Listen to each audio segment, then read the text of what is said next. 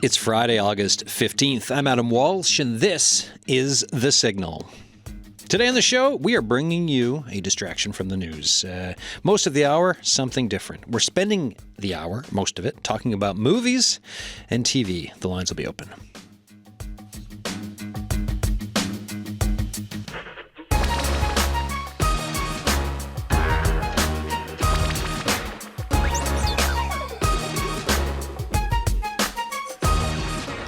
Monday, Tuesday, Wednesday, Thursday of this week for The Signal, and much of what CBCNL has been doing has been spent, obviously, on wildfire coverage. We've talked to people affected. We've talked to firefighters on fire behavior and responses. We've talked about mental health and processing and trauma. We've talked about climate change. And there's going to be more to come next week. We're looking at next week to figure out another wildfire-related show for coverage. And also, if things do change, we will adapt and shift and pivot and all that stuff and bring you the coverage you need to know and hear and to be part of the conversation on The Signal. Also, though, like I mentioned, sometimes an hour of distraction radio is nice. So we're going to get to that in like 2 minutes. But first, so the break is coming. But first, there's one answer to a question that was sent in I do want to get to. Arlette Lazarenko is in here, the associate producer for The Signal. Arlette, we had some folks reach out to us because everyone wants to help, right? And they're asking, how can we help?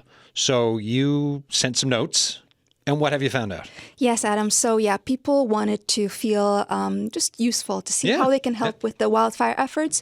So I went and emailed the provincial government just to see what's the messaging around this question. And I got an email back from Media Relations Manager Catherine Summers, and she says, quote, the provincial government deeply appreciates the outpouring of support from community members who have reached out asking how they can assist those impacted by the wildfires. Their compassion and willingness to help truly reflects the strength and resilience of our province.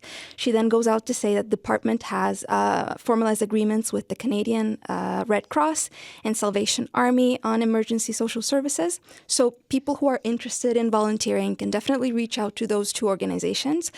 For the Red Cross, you can visit redcross.ca/volunteer. For the Salvation Army, you can go salvationarmy.ca/get-involved/volunteer.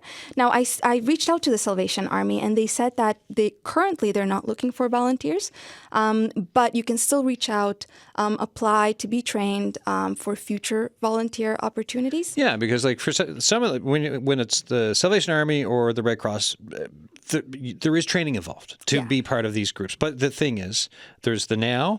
And then there's next year and the year after and the reality that we're living in with extreme weather. And hopefully nothing ever happens again, but it's I wouldn't bet that way. So if you do want to help, you can also set yourself up for helping in the future based on what you're saying. Yeah. And you can also, for now, you can also donate to those organizations if you want to.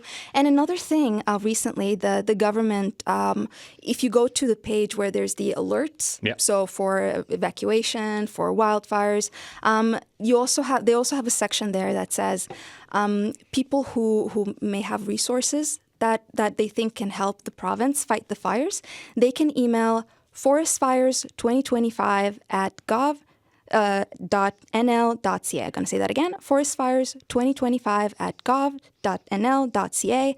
That's anyone who thinks they have resources that might help. You can send an email there directly for the government. All right. Thank you so much. Thank you, Adam. Folks, Arlette Lazarenko, the associate producer for The Signal. And with the conversation yesterday with Janine Hubbard, psychologist, registered psychologist, the other bit too, if support networks, if you're part of someone's support network, reach out to them, check in on them. It's all this neighborly stuff, important stuff that we can all be doing in these times. And if you've got thoughts for us on that, get in touch with us here on the show, thesignal@cbc.ca for emails. A little text just came in. I will read it out, and then we will shift to the topic of the day. Good day. Would you announce this before noon? It's before noon in Labrador. Due to the wildfires, the Celtic Fiddlers Salt of the Earth tour is canceled. Thank you to Beaches Heritage Centre, Barber Premises, Hillcrest Manor, and St. Joseph's Church in Gander for their understanding and support from Corona. Corona, thanks for the note. There you go. That is out there. All right. It is 12:10 on the island, 11:40 in most of Labrador. For the rest of this show, we're going to do we're going to have a distraction. We're going to enter into a land of summer blockbusters, of binge watching, and we'll talk a bit of nostalgia too, because when it comes to TV viewing or movies, nostalgia is always a great thing to just immerse yourself in. We've got a panel here. We're going to call someone, but also the lines are open. So if you want to talk about what you've been watching or what you want to watch or something that a show you miss or whatever, join us on this discussion today. 709-722-7111, 1-800-563-8255. Text us, 709-327-8206, the signal at cbc.ca. Joining me in the studio, Sandra Mills, local pop culture commentator, is back. How you doing? I'm great. How you doing? Good, good. You were doing a lot of watching this summer, or where's it at with you? Not a lot. I'm behind mostly because I'm back in the office part-time now. So when I get home, I'm kind of like, okay, I'm just not going to watch anything. But also, it's been a really busy summer of theater. So it's when I did I work with Shakespeare by the Sea, and we just clued up. Congratulations! So, thank you very much. Everything went well with it? Oh yes, great season. Another one down. But yeah, so when I was watching stuff, it was sort of I wanted something familiar. Earlier in the year, knocked out a few of the ones that had a lot of hype, like The Pit, Adolescence, and the like and such. But I just finished a rewatch of Bridgerton because that's where I am in my mood viewing, because you need something comforting at times. And that's kind of where I am. I haven't even finished The Bears new season yet. I'm really behind. I've got stuff I can talk about that I've watched, but also like for mood, when I go for runs, I listen to podcasts a lot. But lately, when I've gotten home, I'm just like, okay, I'm just going to move these to the side. And I don't normally listen to music when I run, but lately I have been. And it's been like Chapel Roan and Phil Collins. Yeah, because that's the vibe. That's what you want. This is where I am right now in life. Like if you are kind of like Chapel Roan or kind of like Phil Collins, this is what I want in my head right now. Drum solos and pure camp. That's what we want in life, right? Yeah, right. Just like take Pink Pony Club and put just more like a bigger drum solo around it, or a drum solo, because I don't think there is one in it. But if you can inject Phil Collins into that, amazing. Susan Kelsey's here. How you doing? Great. So, actor, artist, performer, and aficionado of all things film related. Tell us about. Just give us the introduction for like what you've been consuming, or a little bit about yourself. Summer is not my peak time for consuming film and TV, because I'm making it in the summertime mostly. That's film season, yeah. That's for the filming. busy season. But yeah, I've been watching. And just like that, the summer I turned pretty, those kind of like classic things, they're just very in the zeitgeist right now. And then I have actually I'm not normally a huge blockbuster movie person, but I have been to the movies a couple times this summer. I think because like I've been so busy with other stuff that like it's like, okay, I have a night free. I'm not filming until 3 a.m. I can go see a movie. So wait, like you go see a movie and then you get up and go to work at 3 a.m. for filming? No, sometimes luckily I haven't started at 3 a.m. anytime this season, but I have been filming until 3 a.m. this season. That's been the latest. So when it's when I know, and especially when I know I don't have to film the next day, then that's when I can, because sometimes the calls are early. Sometimes 6 a.m. has so far been the earliest this season I've had, and I'm going to do a slight knock on wood, because I don't want to be up earlier than that, to be honest. But yes, no, it's been a busy season, which is good. But yeah, that's kind of been what I've been watching. And then also I do like as I mentioned last time, I do like my classic old sitcoms. So since I was here last, I was talking about Cheers, but then I rewatched Ellen, or not, I keep saying rewatching, even though I never watched it the first time, but just because it's an older show. I watched the Ellen sitcom the first time, and then I watched The New Adventures of Old Christine, which I nice. never watched. I always thought never it was watched so that either. interesting that Julia Louis-Dreyfus, comedy icon, everyone talks about Seinfeld, everyone talks about Veep. Yeah. But that She show had like a also middle era. Yeah, and it she went won for Emmys like for that, didn't she? Yeah, like, and it went for like 5 or 6 seasons. Like it was a long running show. So I always was like, why is this the gap? But anyway, How is I it? liked it. Yeah, it's good. I liked it. There's some like the toxic 2000s like shocker. body stuff in it. Like, are we supposed to pretend like Julia Louis-Dreyfus isn't hot? yeah. Doesn't make sense to me. But other than that, I did enjoy it. All right. Yeah. Ian Mills is here. No relation to Sandra, so let's just get that straight. Movie reviewer for The Muse. How you doing? I'm doing pretty good. Thank you for coming in for this. Yeah, like when I had Sandra and Susan lined up yesterday, and I was like, oh, you know what, I might have an extra person in studio to talk. And so I was like, you know who probably does stuff? The Muse. So then I looked up The Muse and then found you. How long have you been writing movie reviews for the university paper? Or, well, the university. What do we even call The Muse nowadays? I mean, because it's not like a physical paper anymore. It's an online student media publication, I guess. Yeah, we just refer to it as our publication, our editorial, that sort of thing.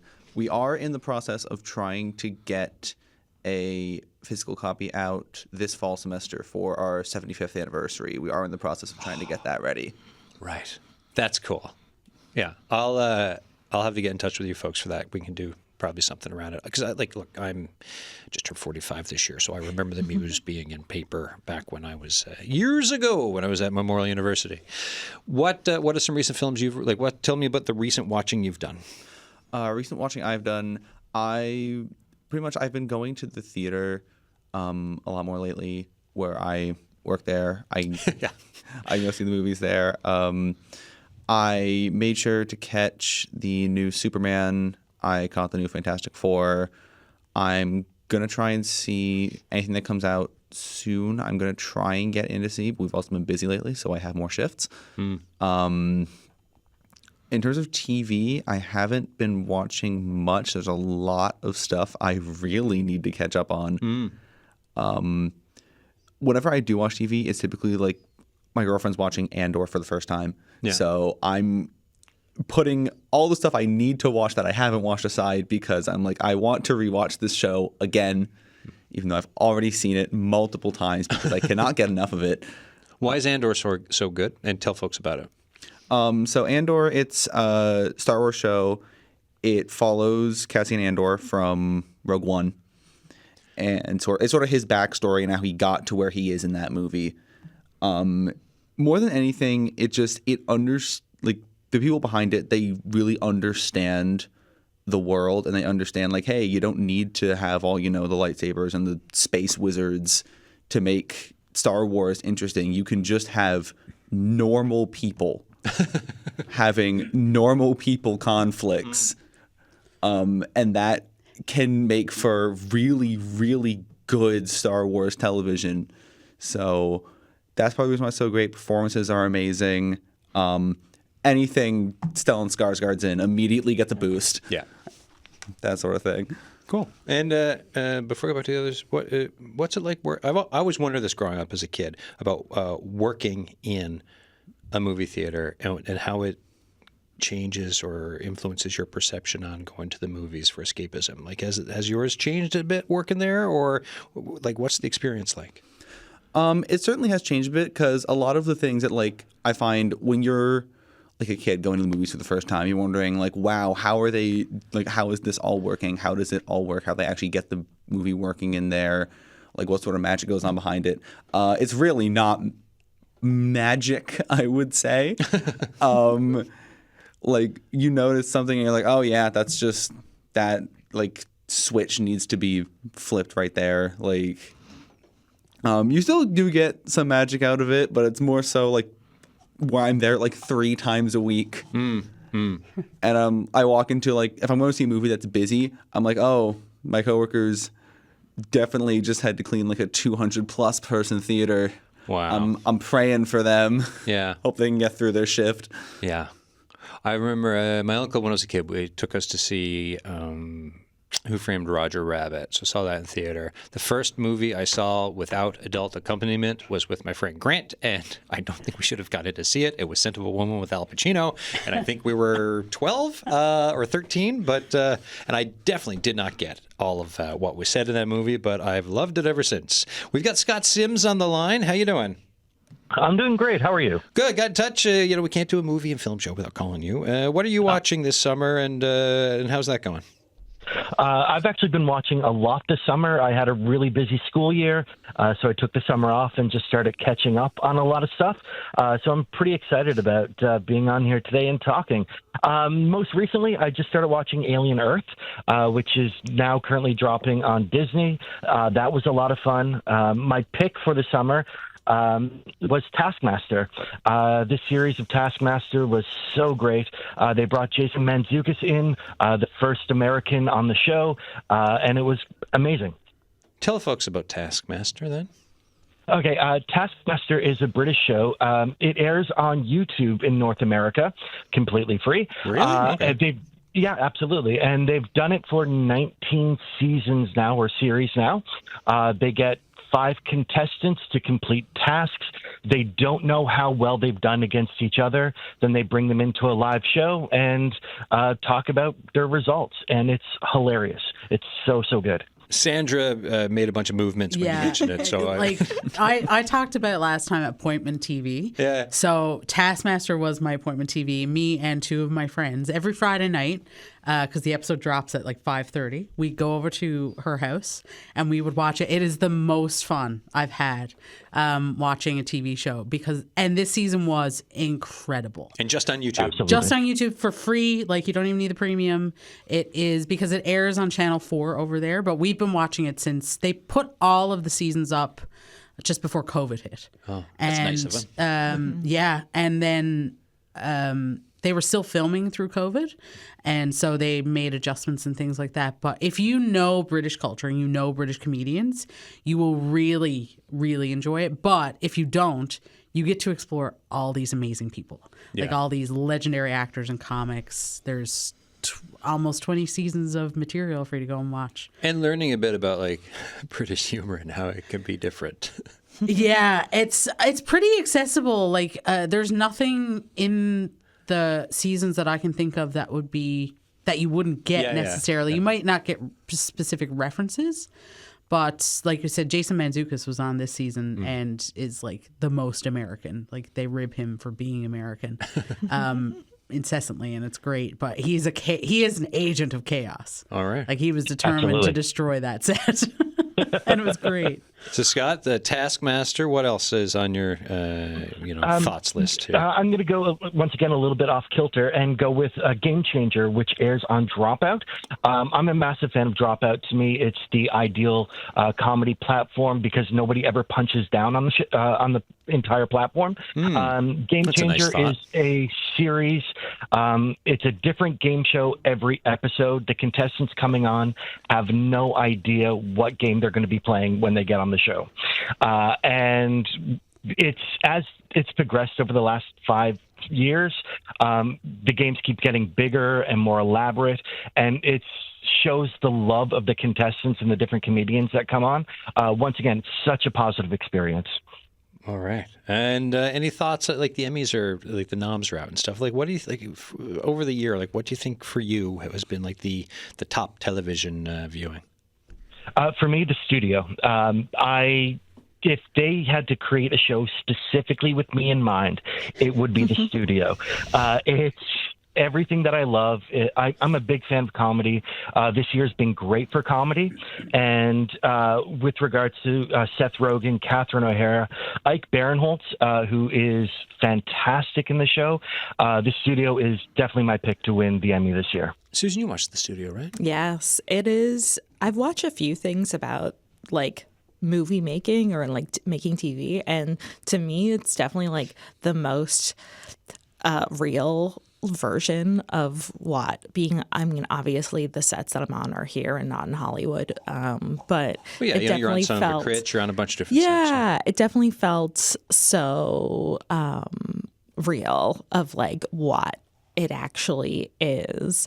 And yeah, I absolutely loved it. And I loved the cast, and I loved, especially to Catherine Hahn's character, who's the marketing person. That's also, in addition to like my film work, I do a lot of like PR and marketing kind of as my other venture. And so I also, from that perspective, I really, because that character is so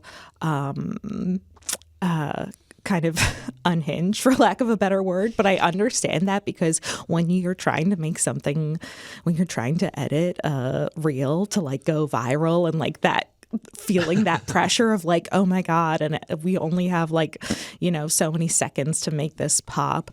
And yeah, I like also felt that so much. And I really liked the amount of wonders they do in that show is really impressive. And I think one thing in film that you miss a little bit, being someone who also did a lot of theater, is you don't get a lot of rehearsal time.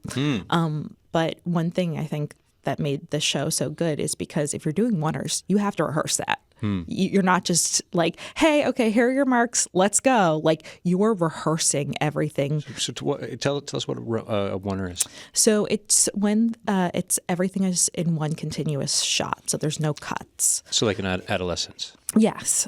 I knew it. Yes. All right, there we go. Yes. Ding, ding, ding, proud. Yes. Yeah. So it is that just like continuous shot, and they do that a lot in that show. And it's very impressive. A lot of times people do wonder and it's like a minute long, and it's like, whoa, this was a lot of effort. Especially they have one with Sarah Polley, who I love her as a director, but it was so fun to see her as an actor, as a director, you know, like doing both things in the show. And yeah, and like they're so worried about losing the light, and that's so real. That's so real, of like, because once it's dark, you know? And yeah, you can't do anything about that, right? Right? Like, we're losing the light. Yeah, so that is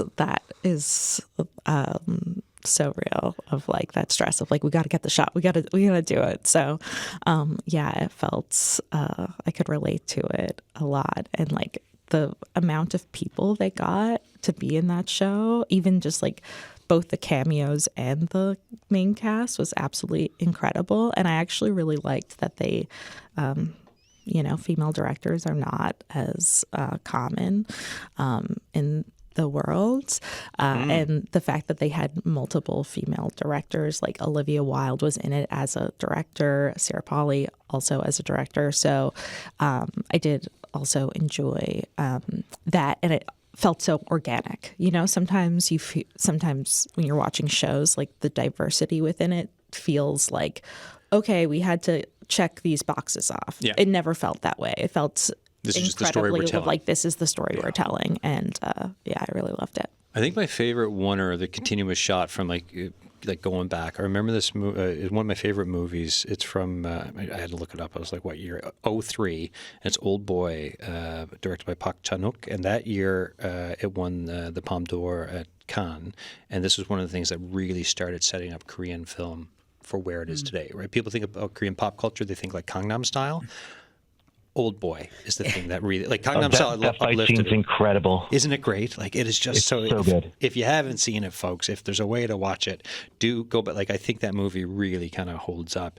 Sir, anything else? Anything else on your thoughts for watching, or what you're looking forward to, or as far as movies or streaming go? Scott? Oh, sorry. Yeah.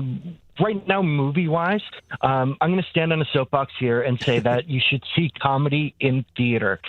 Comedy is a shared experience, and The Naked Gun is in theater right now, and it's something that should be seen with a group of people. There's nothing better than being in a theater with uproarious laughter, and you get this waves of joy. It would do so much good for so many people to see more comedy in theater. So with Naked, because when I first heard it was coming out, and because like the former Naked Gun, right, with Leslie Nielsen, yes, great. And then when I heard it was Liam Neeson, I was like, oh, I don't know how this is going to land. But it's, from all the reports I've gotten, it landed real well, and people have very much enjoyed it. Tell me, you said it was great, but just tell us a little bit more about it and why you liked it so much. Liam Neeson is incredibly funny, and you don't expect Liam Neeson to be funny.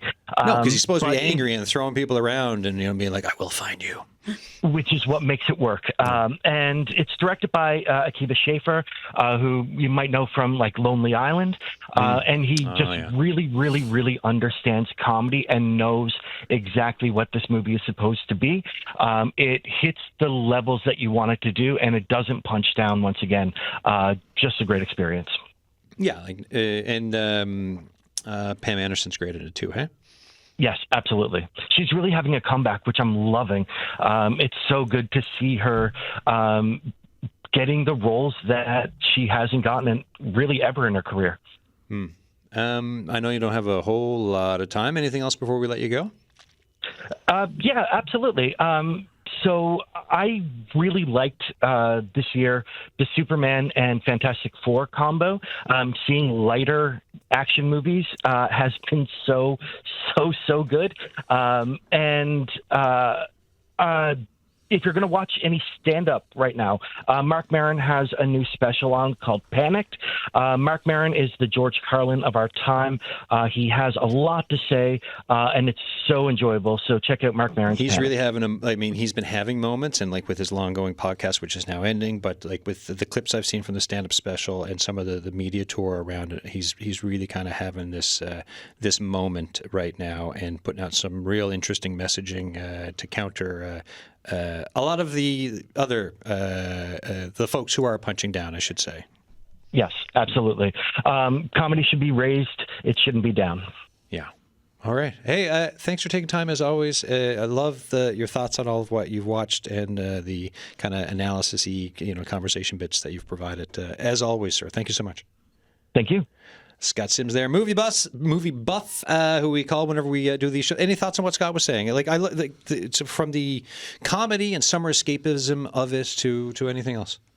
I will say I have noticed that, obviously working at theater, Naked Gun has been doing very, very well. There's been a lot of people showing up to it, and I think part of that as well is also it's great to experience comedy in theaters. Like Scott said, I think comedy should be experienced in theaters. It's great to experience with other people.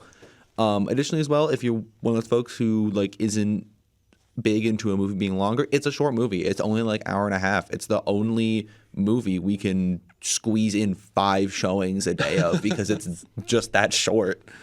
What's it like when people leave a movie that they've enjoyed? When people leave a movie that they've enjoyed, you typically see a lot more people will be talking about it on the way out of the theater. And if you haven't seen it, that means you kind of, and you want to see it and you haven't, that means you kind of have to zone out and really try not to listen to what any of them are saying because you don't want to be spoiled for it because you might be seeing it tomorrow. Typically, I find if people don't enjoy a movie, they're a lot quieter coming out of a theater. Or if it's really, really bad, it goes back the other way and they're talking about it a lot.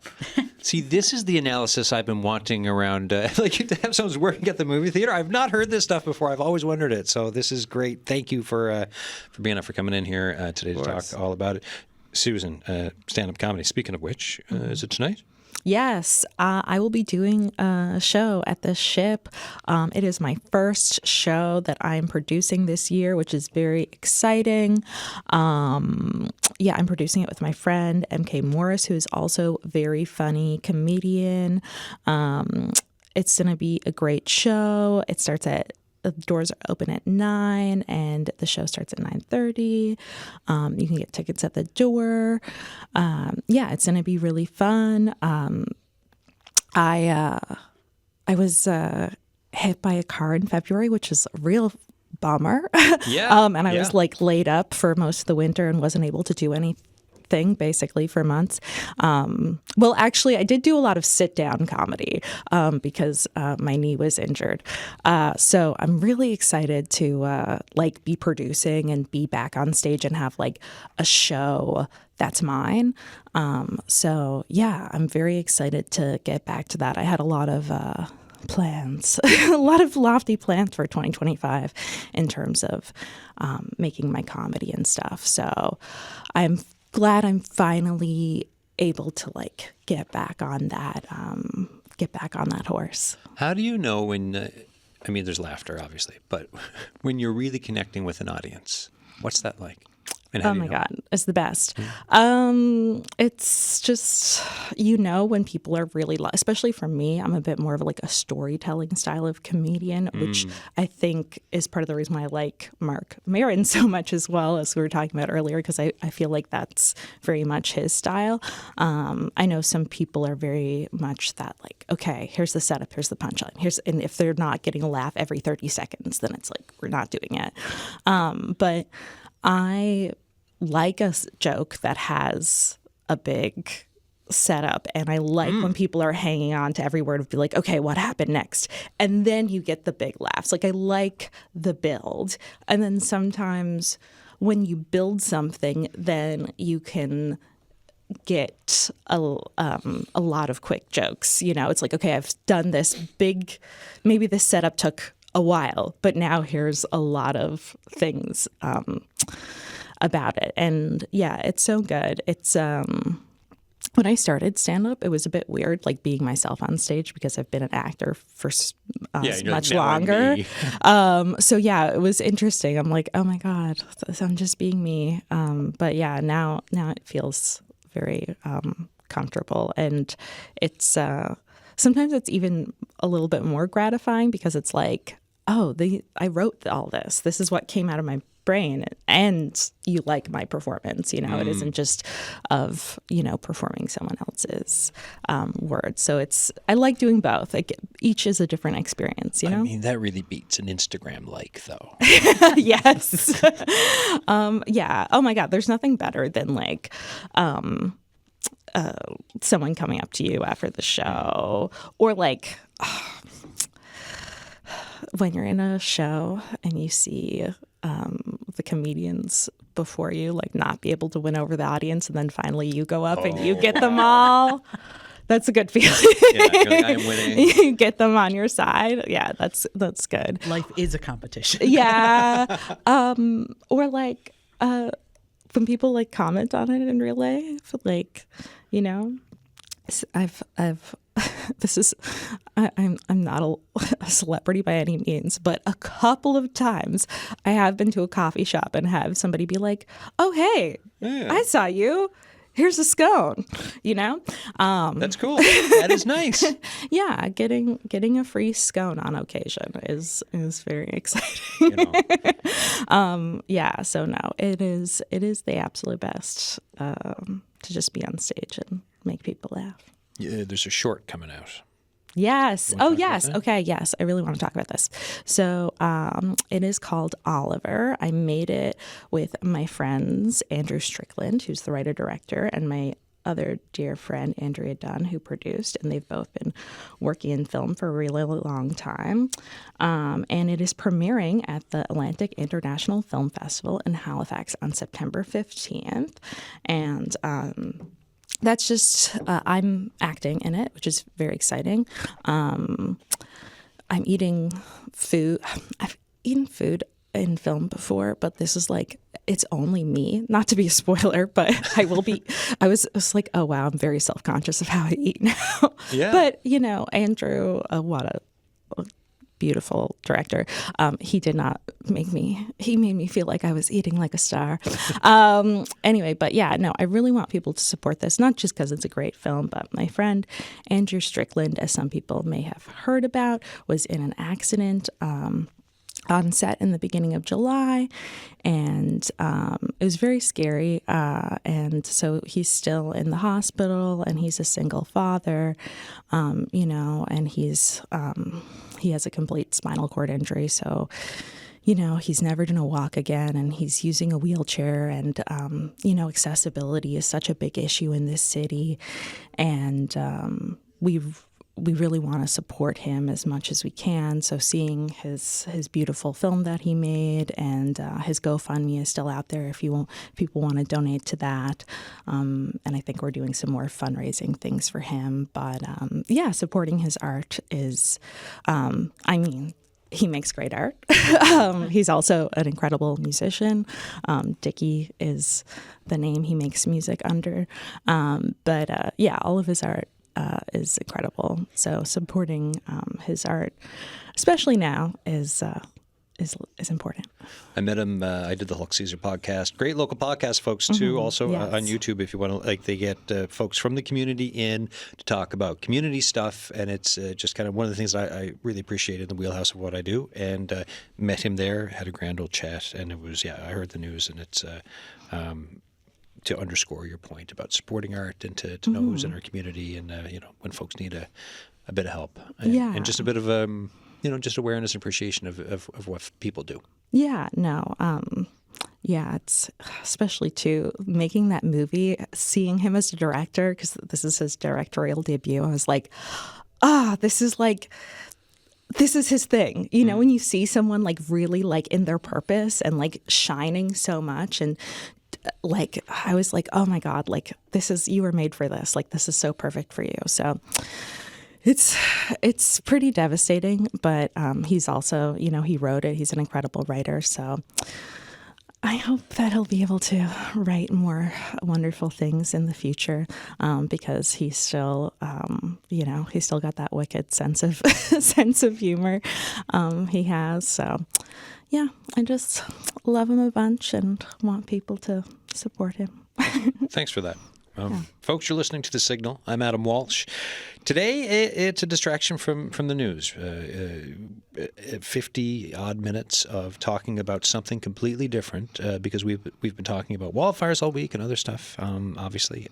Just the coverage of the breaking news that has happened in this province, the impacts on folks. So for this show today, we thought we've been zigging all week, so today we zagged, and gosh, did we ever. We're talking movies and television, streaming, talking about the Emmys, you name it. If you wanted to get in touch with us about what have you been watching, is there something you're like that you want to rewatch, or that you're just thinking of that nostalgia part of your brain, get in touch with us. 709-722-7111, 1-800-563-8255. You can text us, 709-327-8206, The Signal at cbc.ca.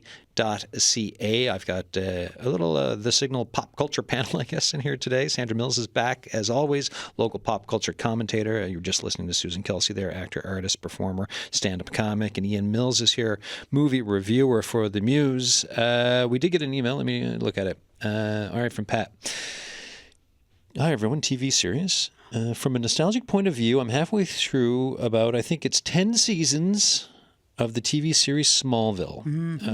Pat says, I haven't seen the new Superman movie, so I have no thoughts on that. I've been a Superman fan since comic books when I was a child, but in Smallville, I have to say that the main character of Lex Luthor is my favorite. It's a human version of a journey into the evil Lex. Not campy like the past Lexes have been. It's also the origin story of one version in a multiverse of Superman origin stories of the Superman character Clark Kent in new streaming episodic TV, and of course these ones are 10 episodes or less. I've been watching season 1 of Landman with Billy Bob Thornton, and that's the most enjoyable series. And again, in streaming type small series format, I watched the last season of Yellowstone Part 1, Yellowstone Part 2. I have to say, compared to the first 4 seasons, this last offering was very unsatisfying after the departure of Kevin Costner's character. It seemed like the writing went off the rails, and it didn't really reflect the quality of the show it had in its first 4 seasons. Lastly, I've watched the past series Longmire, which is about a sheriff and his deputies in a small town in the United States. I have to say it's very riveting television for sure. I would recommend it for anybody who enjoys great character development. Best to all. Cheers, Pat. Pat, thanks as always for that note. Everyone kind of made movements when we mentioned Smallville here, so let's, okay, what are your thoughts? We are of that age. We were raised by Smallville, weren't we? At least I was. Yeah. I didn't watch Christopher Reeve movies when I was a kid. Okay. Smallville was the first Superman thing I ever saw. And Tom Welling as Superman is such a good part. For like a teen series that was on the WB, he's so good. Michael Rosenbaum as Lex Luthor is so good. And that show was on forever. I used to watch those box sets like on repeat. And those are 2 people as well who really understood those characters. And I think now it just reminds me, they did a lie detector thing with David Cornsweet and the cast, and they asked him, "Who's your favorite Superman?" And he said Tom Welling. I was like, "This is how I know he's the right man for this job." This is how you know he really cares. Yeah. He understands. Like, Christopher Reeve is iconic. Yeah, I mean, I watched those back when not in theater. We would have rented them on VHS and put them in a VCR. Yeah. So if you don't know what that is, just Google it. Yeah. Yeah. I get the best of all that era.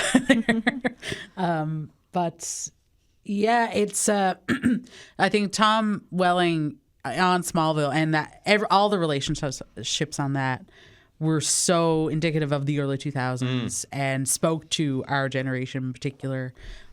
So yeah, it's still, I haven't rewatched it since. Maybe I should. See, there you go. That's a nice little tip. Susan, what about yourself? Yeah, he's definitely, Tom Welling is, if someone's like, imagine Superman, he's the actor that I think about. But yeah, no, I love Smallville. And I did love, actually, the new Superman. I really enjoyed it a lot. I listened to a lot of James Gunn interviews before. Randomly, he ended up being on a lot of podcasts that are in my rotation. Yeah, he's really been doing the rounds, hey? Yeah, and it was really cool to hear him talk about it. I thought it was great that he didn't do an origin story. They just drop into his life already and him already being Superman. And I thought that was, I want more people to do that. Thank you. Because we don't always need to, like, we know who this person, like, it's Superman. I don't need to know how he was created. Yeah. Fantastic Four did the same thing where it was like, here's a brief little history. Yeah. We get it.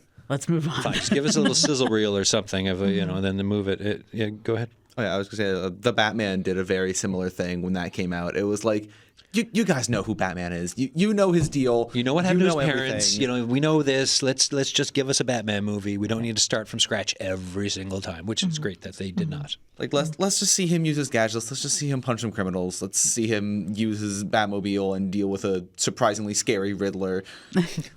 Right? Exactly. Where are we at? Like, I was reading this bit. Where is it? I've got it here on my. I'll read you the title. It's an opinion guest essay. This is from a little while ago, a couple years ago. But the era of prestige TV is ending. We're going to miss it when it's gone. Where are we with television, do you think, with streaming and the quality of shows now? Oh, my God. It's starting. I think we're starting to hit a peak. Yeah. The next few years are going to be really interesting.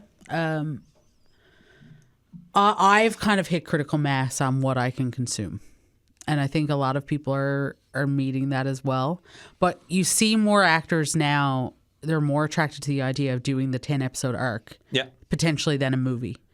But the scheduling... A movie's like a short story. Yeah. And a 10-episode arc... You get a little bit more meat, right? You're reading a book in picture book. Yeah.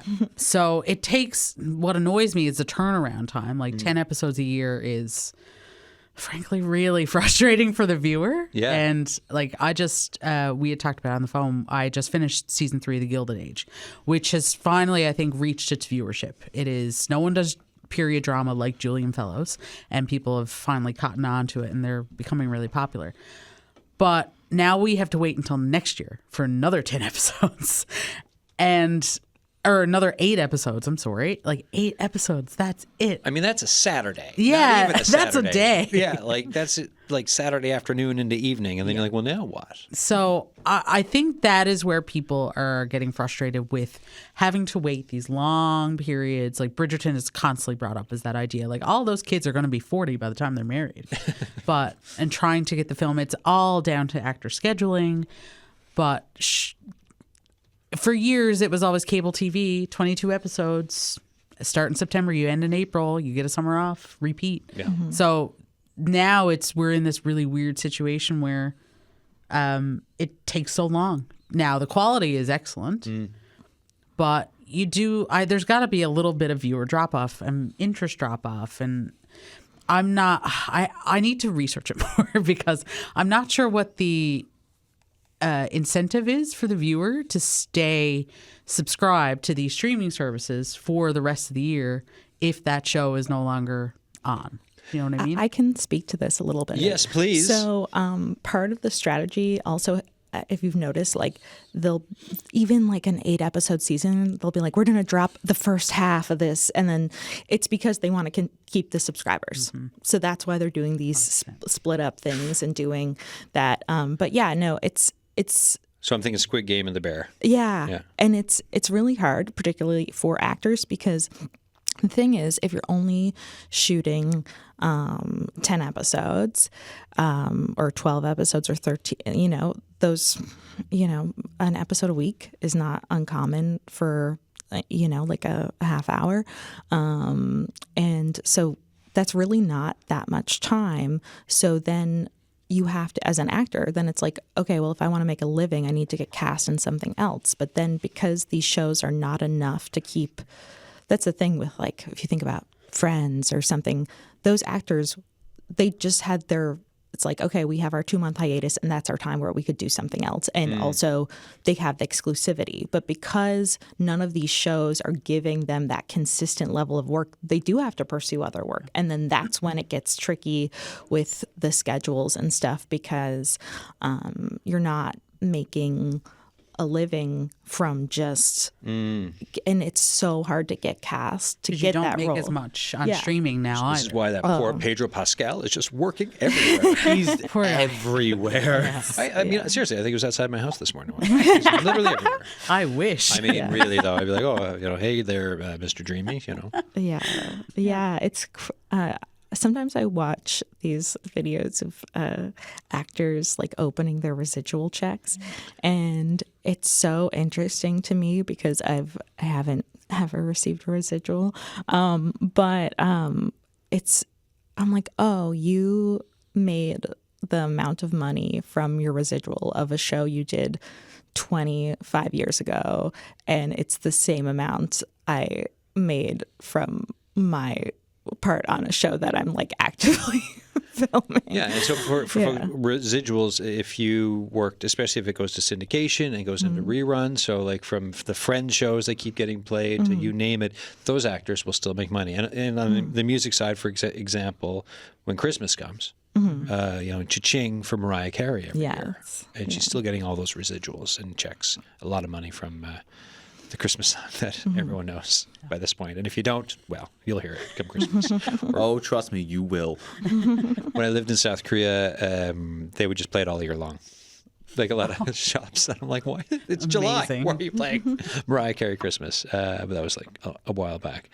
Ian, yourself, thoughts on this prestige TV and where things are at? I think part of it is now, like, there has been such an influx in streaming the last 5 years since COVID. Yeah. I think a lot of the studios, with like the massive influx in viewership they've had for a lot of their shows, aren't entirely sure what to do with it. Yeah. Like that's happened for a lot of things. The video game industry experienced a similar thing where they had such an influx that they don't know what to do with it. And for TV, like there's been so much coming out. Instead of having like, say, you'll film, or it'll be like September to April, get your summer off, repeat. Now it'll be like, we'll have this show for a few months, and then another one for the next few months, and then another one for the next few months. So now they're having, instead of having one show running over a much longer period of time, you're having like 4 different shows running across that period of time, fighting for viewership, because oftentimes like the finale for one may overlap with the premiere for another. So there's like so much, and like a lot of people, like they may not have time for everything. Yeah. Like in the last few years alone, we've had so many big like high profile shows like that have, like, even just looking at Emmy nominated shows alone, you've had Severance, The Bear, White Lotus. In the last few years, you've had Succession, you've had Andor. There's so many others that I am forgetting. Other like comedy shows, like you've also had like Ted Lasso, that took over the world when that came out. There's just been so much coming out that I think a lot of people are like, it's too much for them to keep up with. There's just too much happening. All I do, like we've said this before in the shows, like my wife and I will rotate. We'll have Netflix, and then we'll move to another one and another. And I just, even though sometimes I'm really excited about something, I'm like, no, Adam, you're just going to have to wait. And then I do. And then when we get it, sometimes even like we'll let it skip a season and I'll watch, then we'll kind of like binge like a couple of seasons, unless it, like I hear it's so good where I'm like, actually, no, I want to watch it now. And I mean, for me, one of the standout ones of the last few years that I got to late was Slow Horses, which is just such a fantastic show. Let me see. We got 4 minutes left. So then what are you looking forward to? What's coming up? What's Oh my God, I didn't even look. Well, the Emmy Awards are in September, so I didn't get to watch them last year, and I will this year, which is exciting. Who do you think is going to take it? It's going to be the studio. I'll be very, very surprised if it's not. It's going to be probably a race for Hacks and the studio together. It's drama is kind of divided between White Lotus and Severance, and maybe a bit of The Pit. But yeah, it's going to be Severance for Best Drama Series, Studio for Best Comedy Series, and Adolescence for Limited Series. And Adolescence is by far like the one show I'd put good money on. Yeah, because it is really a good. real technical feat. Yeah, real technical feat. It was really enjoyable to watch. Yeah. and hard take to note. watch. Oh yeah, but especially if you're a parent, I have a feeling. But yeah, man. And the funny thing was with Adolescence, when I started watching it, I'm a very inactive viewer. I'm multitasking, so I'm not always watching TV. And then I looked up, and I was watching for a few minutes, and I was like, oh, this is all one take. Oh, this whole episode is one take. Cool. That's insane. And loved every second. I couldn't look away. It was one of those that you had to be engaged as a viewer. And I like it when my TV makes me work for it. Yeah. That's nice. So did you catch Adolescence yet? I have not, All right, 'cause but I've heard many good things about it. Yeah, I'll be curious of your thoughts if you do end up watching it just on the whole, because like that full show, one take, and then just wondering like, okay, imagine you're like, you start a show or you start filming and everything goes and you're almost at the end and someone messes it up and you're like, oh my gosh, we now have to shoot this whole thing again. Again. If I was in that situation, I'd just be like, we'll make it work. We'll That works. I mean, it's fine. we'll figure it out. I don't want to film this again. Yeah. Well, that's the thing. If you're the creator of something like that, you have to have a great attitude, because if you make the actor who messed it up or the crew member who messed it up, because also there's so many, the crew is cueing all those people, and like, especially too, if it's something where there's a costume change or a stunt or a thing, there's so many things happening. So it's really a team effort.